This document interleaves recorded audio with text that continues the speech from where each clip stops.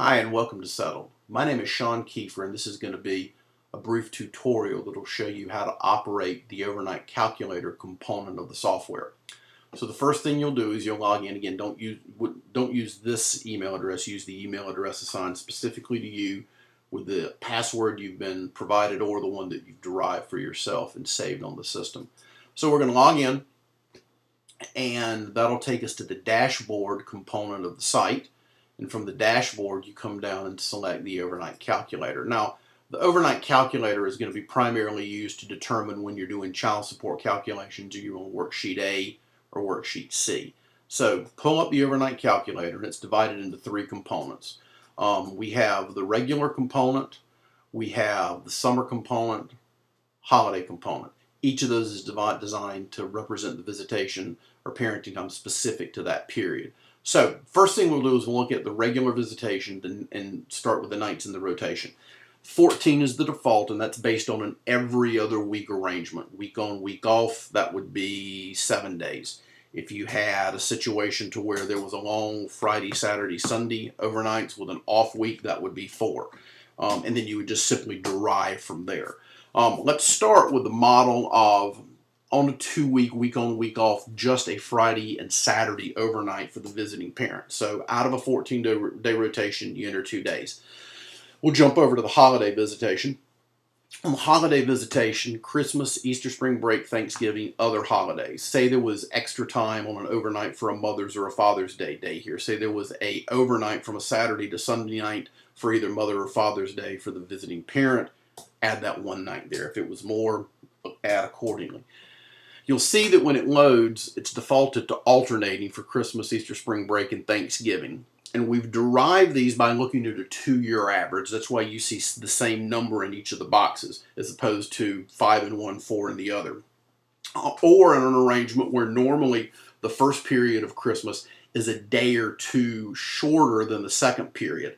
What we've done is averaged it over 2 years to get that average, so you wouldn't look at 1 year child support would be this, 1 year child support potentially that, because the overnights change. That's why the 2-year average is important. Where did we derive these numbers of the 16 days and the 9 days for the holiday periods?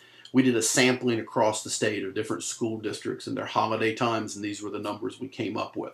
So for a standard holiday schedule with these holidays, you would simply leave it the way it is. If you needed to customize it, you could come in and vary the numbers accordingly, and as you change through one, it would change to the other. But for the purposes of this calculation, we'll leave it at alternating.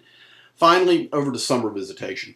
Same as the holiday visitation, we sampled statewide the different school districts and realized that the average statewide, 76 days, we did that as a default, so any of the summertime would be based on 76 days. If the parents are going to alternate the summer, simply leave it as the summer. The summertime is alternating. If you're going to have a custom arrangement, select custom, and then you can come in and you can put in the actual number of days. So let's say the visiting parent was only going to have 14 days during the summer. You enter the 14 days, it'll do the math for you.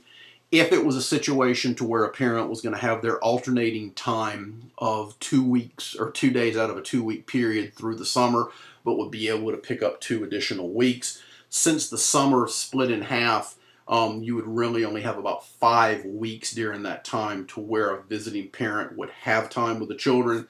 If you're having 2 weeks of extended visitation, we suggest that you add 3 to 4 nights to capture the other amount of time that a parent may have. So if it was going to be that arrangement, we suggest adding 4 more days to make it the 18.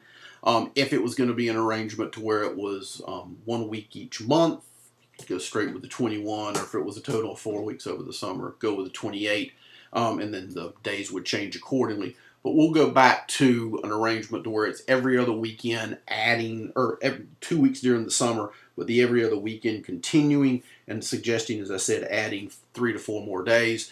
That would give us 58 days for the custodial parent, 18 for the visiting, and then when we press calculate, that gives us 72 for the summer. And you can see how it changes if, for instance, you decided, let's just go ahead and alternate the summer, and instead of the 2 overnights, let's say that they pick up an alternating Friday night, so alternating weeks, Friday, Saturday, Sunday night. That's 3 overnights, and say an off week, Wednesday, or even whichever other day, that will make 4 out of 14. When you do that, that pulls us up to the high end of the, or puts us onto the worksheet C calculation. So that's an overview of how the overnight calculator works. And then you could simply take that, the number that you had there, and decide if you're going to A or C, and you could pull it in that way. So email us at support@settled.com if you have any questions. Make sure to watch the next video, which will be an overview of the child support worksheet to show how that ties together with the numbers that you may have derived from the overnight calculator. Thank you so much.